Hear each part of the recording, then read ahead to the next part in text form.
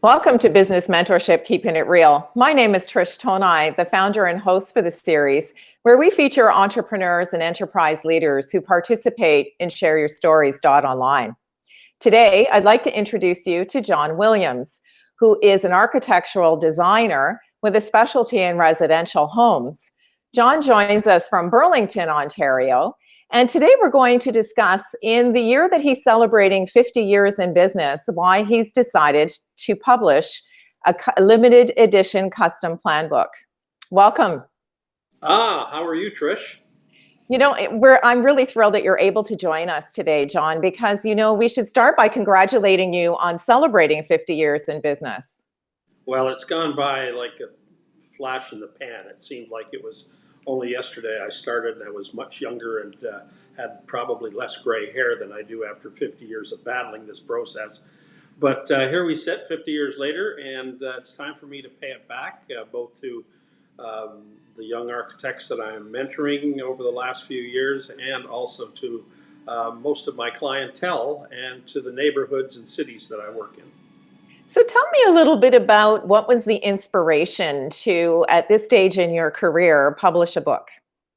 Well, interestingly enough, I was visiting or revisiting a lot of the old neighborhoods that are around North America, just from an architectural sort of perspective. And places such as Forest Hills in New York, and Boca Raton in Florida, and Shaker Heights in Cleveland, all of these little neighborhoods that were created, one thing they all had in common was this sort of feeling of romance when you drove into the subdivisions. And they had a certain poetry, the way they treated the streetscape. And for some reason, I thought to myself, our new subdivisions have lost that. I don't know why, but they have lost it. And I started to analyze a lot of the houses, wonderful houses, not that big, surprisingly. I thought they'd be much bigger, but they're not. And they had details of scale and rhythm and texture and what we call good architectural manners for their streetscape. And I think that's what was giving them this romantic feeling when you drove in. And all of the houses in those areas also seemed to be just linked so well to their landscape. And perhaps it's because a lot of the planning at the time for those old subdivisions was actually done by landscape architects. And there was a big influence of people in that industry, from the design of Central Park in New York City, and the Parkway in Buffalo and Cleveland, things like that. So that relationship between house and landscape became very, very important to this romantic feel that you see when you go through one of these little neighborhoods. So I understand that you've actually married the houses with the names of trees that you may find in some of these neighborhoods. So tell me, why did you decide to kind of, name each individual house after a tree? Well, that's interesting. I guess after 50 years of work, some of my best designs that were award-winning designs for custom homes also had really great landscape architects that I was able to work with and collaborate with. And sometimes I think the award should have been for the landscape architecture instead of the house, because those landscape architects have real talent. They can tie a house to its surroundings so perfectly, and that, I think, is also the key to a great house. You can have a great house, but if it doesn't fit the site, it'll never be a great house. And Right. you could have a mediocrely designed home that isn't too expensive, and if it's landscaped beautifully and relates to the site that it's on, it will always be a great house for the people that live there. So I chose trees that I thought would influence the sort of style of the house. And there are trees that are common, but landscape architects tend to use them quite often in strategic positions on the site. So we actually designed the houses with that tree in mind.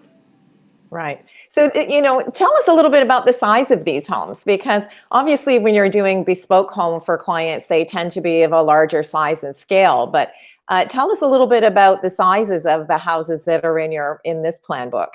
Yes, it's a bit of a challenge to drop from designing 15, 20,000 square foot homes down to 2,200 up to about 3,500 square feet. So these 9 houses that we've designed for the book, all of them range between sort of, I think 25 is the smallest, 2,500, and it goes up to somewhere in the 35 or 3,600 for the largest house, plus garages. So those are very modest sizes compared to some of the big sort of mansions you see out there. So that was important. So those houses, surprisingly, are more closely related to the sizes of some of our greatest neighborhoods in terms Right. of their house size.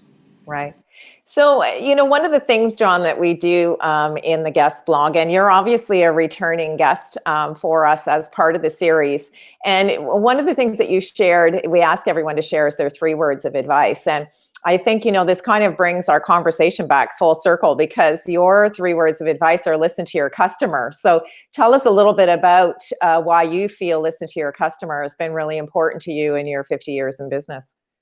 Well, most of my customers, without listening to them, I would have been in real trouble, because spending huge amounts of money, and you have to design.